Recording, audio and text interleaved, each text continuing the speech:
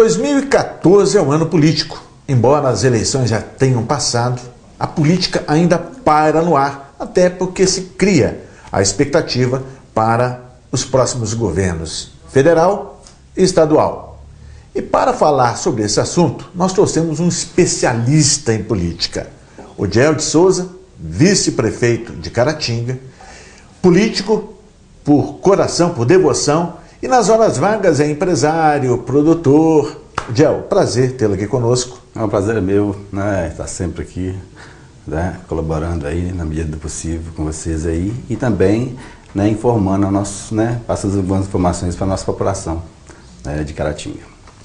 Odiel, você está na política há quantos anos? Como é que começou isso?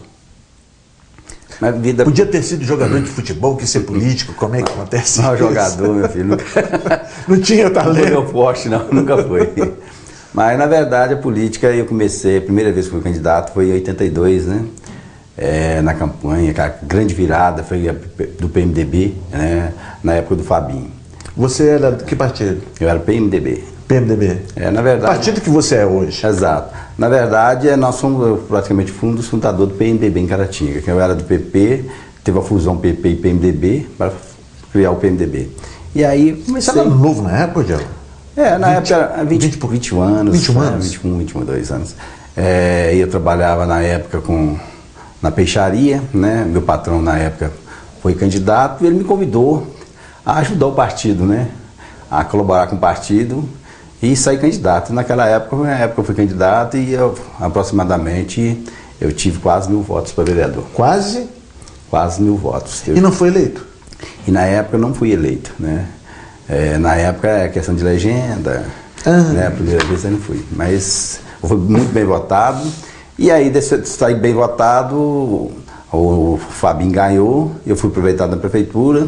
E naquela época eu passei em vários setores, né? Eu trabalhei na época do setor de compra, setor de almoxarifado, de promoção, na época eu mexi com carnaval, né? Naquela época. Quando tinha carnaval em Caratinga. Aí eu também tinha uma americana, e aí eu comecei. E é uma coisa que eu sempre gostei. Antes mesmo também eu já tinha política estudantil, eu fui candidato pelo SEC também. Ah, é? Então já é uma coisa que você já tinha essa vocação. Assim, política parece bem no sangue da gente, né? Isso. Apesar que eu não tenho pedigree, né? Que a minha família não tem, meus pais, não tem família que é tradicional, que é político. Mas sempre eu saí diferente da família. Você foi a ovelha política da família. Aí acabei participando das eleições, da campanha estudantil, depois veio as eleições e até hoje, né? No meio político. Às vezes eu recuei aí uma temporada, mas sempre envolvido em alguma coisa, de uma forma ou de outra, né? Envolvida política e não tem como. Você foi vereador na 13ª legislatura, né? Foi 97, 2000. Exato, nessa aí, né, eu fui presidente da Câmara. Isso. Você foi presidente da Câmara em 97, 98? 97, 98, isso. E foi o seu primeiro mandato? Não. Você já tinha sido? Já tinha sido eleito. Na verdade, aí foi o meu último mandato para vereador, né? Você foi vereador quantas vezes? Eu fui 2 vezes. Duas vezes. E uma coisa interessante, você foi presidente apenas esses 2 anos, Só 2 não é anos. isso? Um biênio.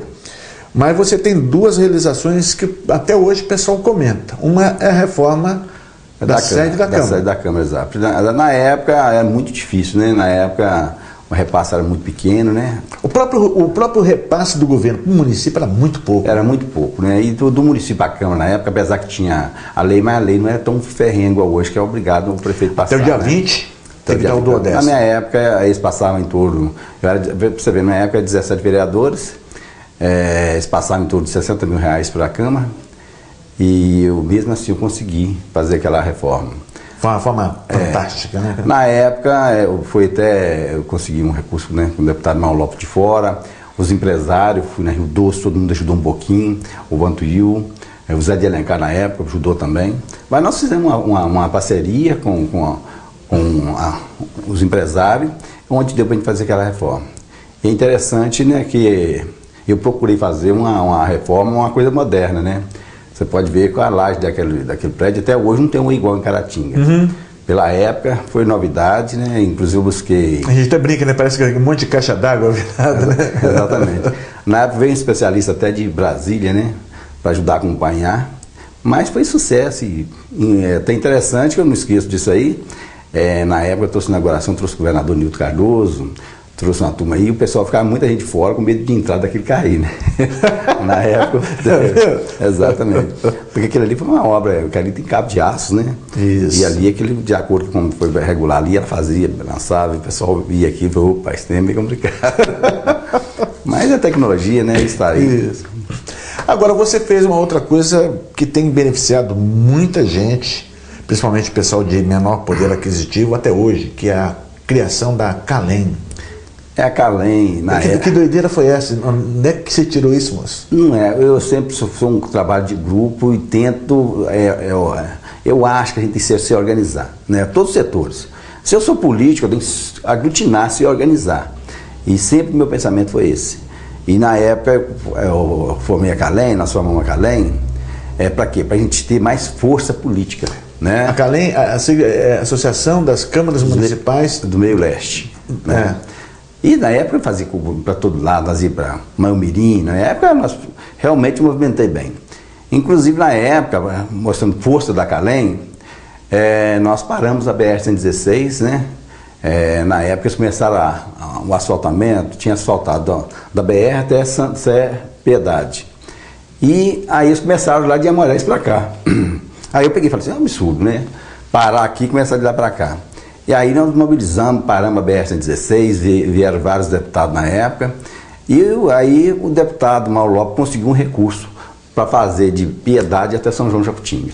E eu acho que foi uma paralisação, nós fizemos muito, na época fizemos umas flanelazinhas para dar para os caminhoneiros, para não ter muito problema, mas correu tranquilamente e aí a gente foi o resultado também positivo, porque aí o deputado sensibilizou naquela mobilização nossa ali e conseguiu esse recurso para nós. Foi interessante.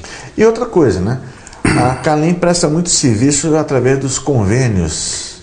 Aí depois disso aí, que eu acho que o objetivo da Calem, vem a questão, né, assistencial também, a questão da saúde. O objetivo da Calem hoje está só nessa parte praticamente da saúde. Infelizmente ficou só nisso. Mas o objetivo da Calem... Ou melhor, né? Ainda bem que ficou só nisso, mas poderia ser mais. Exatamente. O objetivo da Calem não é assistencialismo só, né? Poderia ter, igual tem essa parceria, está funcionando muito bem, mas o objetivo da Calem maior era a união dos políticos, das câmaras de vereadores.